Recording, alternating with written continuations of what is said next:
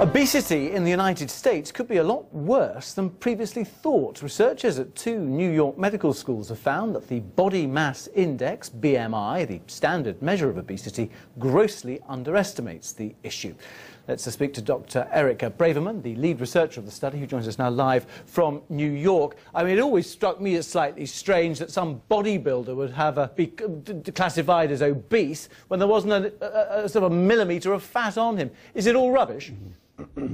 Well, it's about 50% accurate, and you're absolutely right. The BMI could be 24, and a leptin is low, a blood test for a hormone, and the bodybuilder's body fat is actually 10% or 12% or 14%. And a woman comes in, and her BMI is 24, and her leptin level's elevated, and her body fat's 34%. So the BMI is tragically flawed, and that's why we called it the baloney mass index. Now, when you add the leptin blood test, you can get near 95% accurate, and when you do a DEXA scan for bone density, you can also measure body fat simultaneous with bone, and then you have 100% accuracy, and the fat is the name of the game. Fat is what produces heart disease. Fat is what produces cancer, stroke, menstrual problems, gallbladder problems, depression, anxiety. So if you don't measure fat correctly, you can't get a fit society. And right now, we're approaching 60% obese in the United States. So we're all a lot fatter than we thought.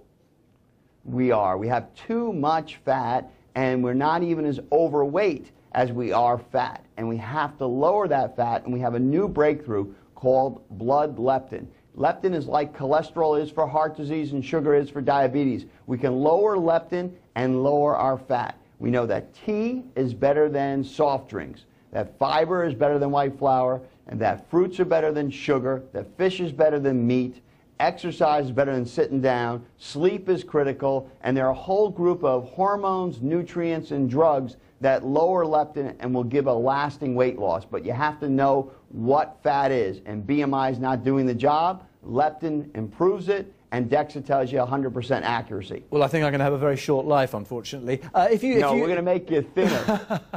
We'll make you thinner and live longer. If you're lowering the threshold, though, aren't there some dangers associated with that? For example, in terms of people's insurance policies and stuff like that, just in terms of litigation. If you're classifying more people as obese than hitherto they were. Between 30 and 60, people lose their productivity because of fat, and they also have to retire early. We think that if we fix the fat problem between 30 and 60, workers will be able to work until they're 80, that people will be able to have longer lifespans with better quality and function, and that the United States will be able to raise the Medicare benefits just briefly, from 65 to 80. How do you stack up? Me? Yeah. Oh, I'm one of those guys that it's like 23, 24 BMI with about 14% body fat. So I'm that male. I'm not, a freak, but I'm certainly thin and fit. All right, it's very good. And my BMI is completely useless. Okay. BMI is totally useless. I'll bear that in mind, but the next time I'm given one. Dr. Braverman, thanks very much indeed for speaking to us.